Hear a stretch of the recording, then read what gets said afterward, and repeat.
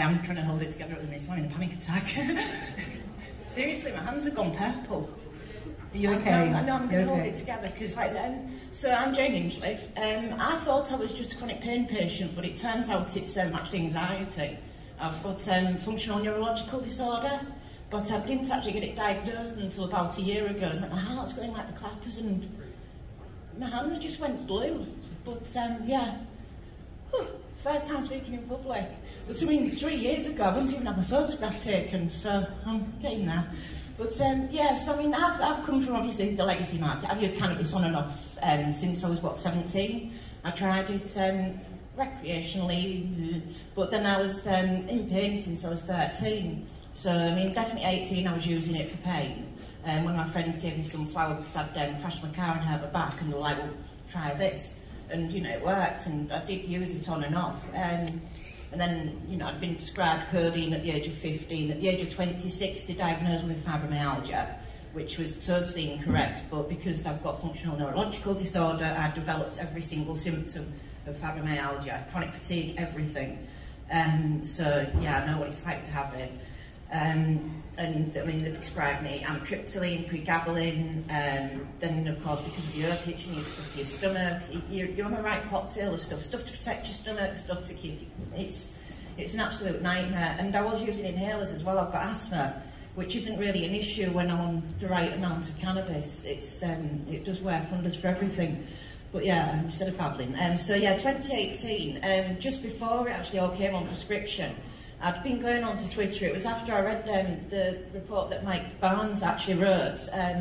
I'd been going to my doctor asking for more pain relief. I was on a lot of opiates at the time, and, you know, pregabalin, amitriptyline, everything. And all they kept saying to me was, no, no. And then one doctor actually finally explained to me, oh no, we won't give you any more because you're just in a permanent state of withdrawal. And do you know what I mean? It was like, well, why didn't anybody explain that to me before? And none of them did. And when he finally explained that, and I read this report, it was like, well, why have I been left like this for so long? But yeah, sorry. But yeah, then July 2018, I went to, sorry, yeah, so... Yeah. Take your time, Jane, take your time. We're all here for you. Yeah, sorry. So, yeah, July 2018, I went down to Brighton Green Pride. Now, in the June, I'd been blue lighted to hospital because the pain had been that bad, and they'd given me morphine, and I'd saved some of it because I knew that the pain was really bad. I was in a wheelchair at the time, and I went on in a wheelchair by myself on the train all the way down to Brighton. Took a load of space cakes with me that I made myself. They weren't very good because I didn't know what I was doing back then. Didn't decarb the weed first, so it wasn't really actually activated. But while I was there, I managed to buy some space cakes, proper medical grade ones, and I didn't need the oral morphine that I'd been saving, not one drop of it. And for the next 3 days, I didn't need my codeine. So I went to see my doctor, my GP, and I explained to him what I'd been doing with the cakes. So I brought 3 more home with me. And I explained to him what I'd been doing and told him that I wanted off the patches. At the time I was on a Brutans patch, and I thought, well, the only logical way to come off it is to swap to tablets. And I said to him, well, put me on to codeine or something. And he was like, well, it's not really the right thing to do and I shouldn't. And, you know, I nagged at him, and he sort of gave in the end. And I went home with the codeine and tried to swap using RSO and what have you, and to try to wean myself off it. But for some reason the pain went away with the RSO, came back with codeine, so I just cold turkeyed it. And then slowly over the last 4 years I've come off the rest of the medication, apart from the diazepam, which I'm just about off. It's going to be 5 months, and I'll be totally off all pharmaceuticals. So I'm getting there. Amazing. And just as an aside, I think if the calculations were done of how much money cannabis has saved the NHS with reduction in all your medications. I know there's, I think, a health economic study that's, I think, fundraising at the moment. I mean, it's really important data that needs to be gathered. Okay, Mohammed, I mean, you set up your Sanskara project because the legal market wasn't cutting it. What are the failings that you've noticed? So initially it was the products, because where I was coming from, the legacy market, going into the medical cannabis products, it just seemed like it just wasn't reaching that sort of mark where I was getting from the legacy market.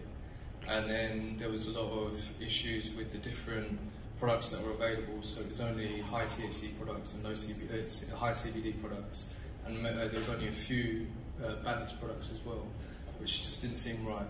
And then there was also issues that I felt was,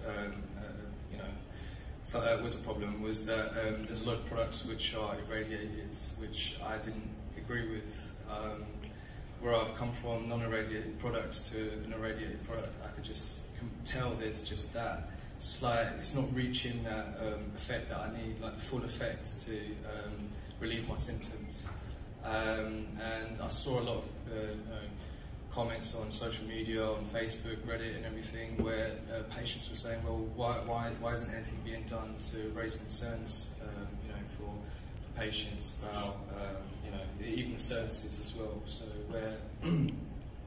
where patients are having to book a follow-up appointment just to change the product strain and all these sorts of things. So people wanted to ask the questions to the industry, and there was no platform where patients could do that, where they felt they could do that.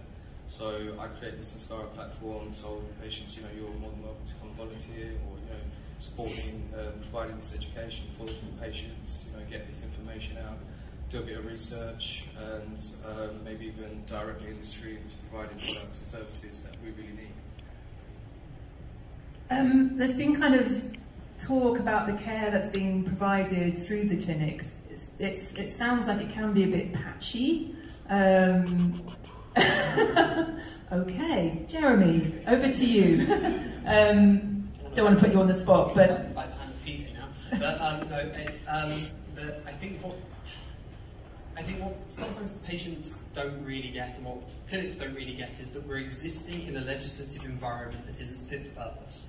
That with clinicians who are trying to fit something that is fit a square peg in a round hole, and it just doesn't work. These are unlicensed specials, and the policies don't work, the systems in place don't work, the fact that we're still relying on FP10 paper prescriptions, because there are so many areas where there is room for improvement, and we are so far behind, largely because I think we're hamstrung by a combination of clinics that are growing too fast for their own good, of often rushed product, but mostly hamstrung by regulatory system that doesn't understand what it's doing.